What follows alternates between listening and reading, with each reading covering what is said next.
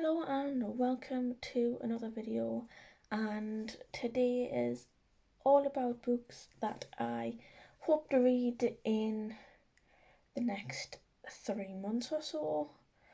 So it's my hopeful reading plans for the next 3 months, and some of these are going to be for a readathon that I always do every year for the past few years anyways, and others are just general stuff, and they all seem to be spooky books. They're all like thrillers or to do with like spooky, anything spooky. Yeah, and so unless I read more books than what I have on this list, then it may change slightly over the course of 3 months, depending how my reading goes or what I feel like reading. But this is just a basic 9-book outline of what I want to read. So the first thing I have is, I think it may be out now actually, but I want to finish it. Yes, it come out on 14th of September, and that is Shiver Point by Gabriel Dillon. I'm wanting to read this in the end of October, as part of the Halloween-a-thon reading thing that I do every year. I don't really know anything about the book, to be honest. It's just short and sweet, and it's a kid's book, which is all I could ask for, really, to be fair, for a week-long readathon.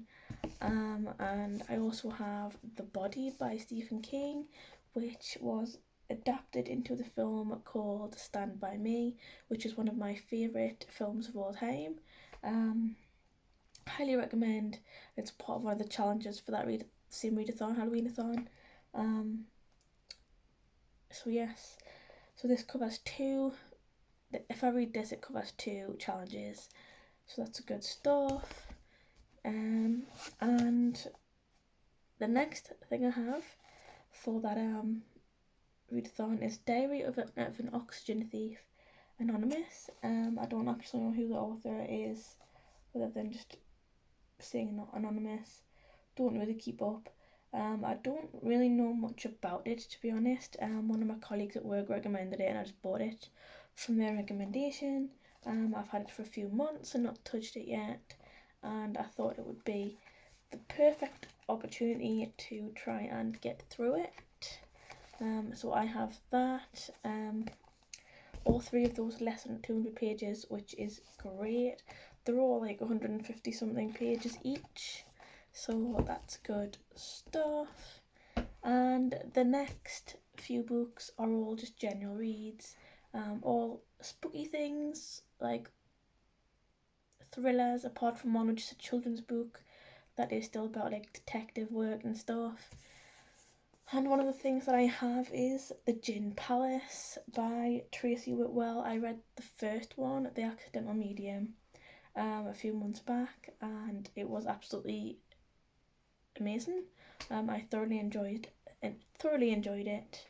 I don't have the first one currently with me, as I have given it to someone to read, because I thought my mother would appreciate the read and would enjoy it, and the author is local to me in the northeast, so even better.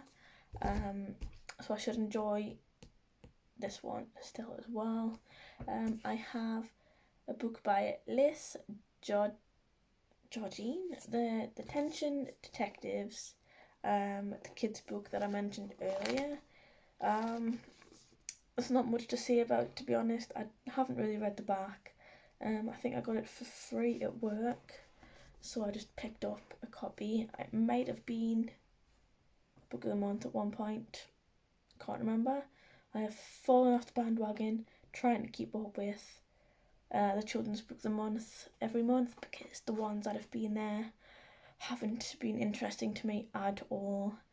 So I've not really been recommending those to anyone.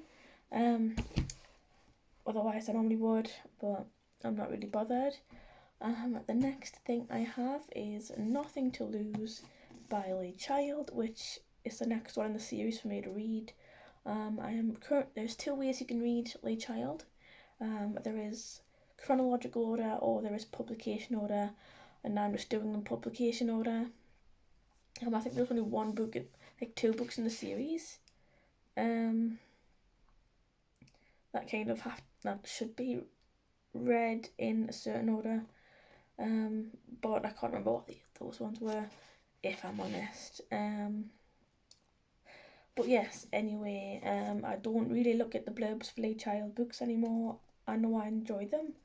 There's only been 2 in all of them I've read so far that have got a 3-star rating from me. So I generally do enjoy them. So yes, know nothing about it, bought it because I like it.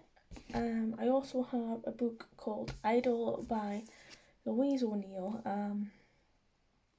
I remember reading the blurb for this when I got it from work. I can't remember what it's about for the life of it. But yeah, I found it intriguing at the time, but it's not that long, to be honest. It's only just over 300 pages, so can't complain for the length. We'll get to this at some point. I also have a book called Flicker in the Dark by Stacey Willingham. This one intrigued me because the main character's dad is a serial killer, and he's either in prison or he died, and then some of these murders happen again, I think, or something along those lines happens, where people start to die mysteriously and people are freaked out because it shouldn't be happening. And it's intriguing. It's very intriguing to us, and I thought I'd pick it up from work. I think this was a book of the month recently though. But other than that, it's just interesting. I also have the last book that I have 9 books picked out in total for the next 3 months. I will more than likely read more than 9 books over the next few months, but it gives us some freedom to otherwise look at other things to read. And for this one, I have Sycamore Gap by L.J. Ross. L.J. Ross is a local author to me, very popular. Her books are very easy to read, simple enough that I can enjoy them for the most part. This is only the second one in the series, which has taken us months to get to.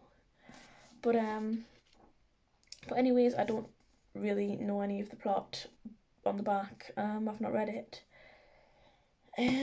But yes, I like the author. I've met her a bunch of times. Cool stuff. And I look forward to getting this. And if you've read any of these books, comment down below what your thoughts were of them, or if you plan to read any of them soon. So yeah, I hope you enjoyed the video today, and thanks for watching.